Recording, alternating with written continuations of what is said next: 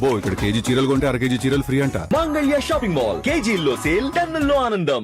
Medico Priyanka విషయంలో ఏదైనా అద్భుతం జరిగితే బాగుండును అన్నారు పురంధేశ్వరి. ప్రియాంక కోలుకోవాలని అందరి తరపున ప్రార్థిస్తున్నానన్నారు. రాత్రి జిఎస్ఎల్ క్యాంపస్ లో జరిగిన సంఘీభావ ర్యాలీలో పాల్గొన్నారు. ప్రియాంకను ఈ స్థితికి తీసుకొచ్చిన వారిని కఠినంగా శిక్షించాలంటూ ర్యాలీలో పాల్గొన్న వేల మంది విద్యార్థులు డిమాండ్ చేశారు.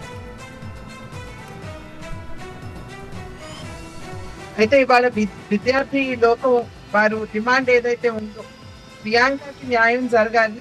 దోషులు ఎవరైతే ఉన్నారో వారిని ఏదో చిన్న చిన్న కేసులు పెట్టి వారిని తప్పించకుండా ఖచ్చితంగా వారు ఏ రకంగా ఈ ఘోర ప్రమాదానికి కారణమయ్యారు దానికి తగ్గట్టుగా వారికి శిక్ష పడాలి అనేటువంటి విద్యార్థుల డిమాండ్ ఏదైతే ఉందో దానికి సంఘీభావం పెంచడానికి ఇవాళ నేను వారి మధ్యకి రావడం జరిగింది. ఖచ్చితంగా ప్రభుత్వం కూడా దీని మీద దృష్టి కేంద్రీకరించింది. అండ్ ప్రియాంకకి న్యాయం జరగాలి అని చెప్పి అందరి యొక్క డిమాండ్ తోటి మేము కూడా మా గణాన్ని కలుపుతున్నాము. అదేవిధంగా సాధారణంగా అంటూ ఉంటారు మిరకల్స్ జరుగుతాయి అని చెప్పి అంటూ ఉంటారు.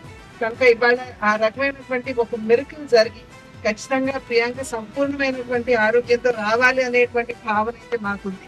కష్టమని తెలిసినా కూడా భగవంతుడిని మేము ఖచ్చితంగా అందరి తరఫున కూడా నేనైతే భగవంతుడిని ప్రార్థించేది అది ఖచ్చితంగా దోషులకి కఠినమైనటువంటి తగినటువంటి శిక్ష పడాలి అని కూడా ప్రభుత్వానికి తెలియజేస్తుంది.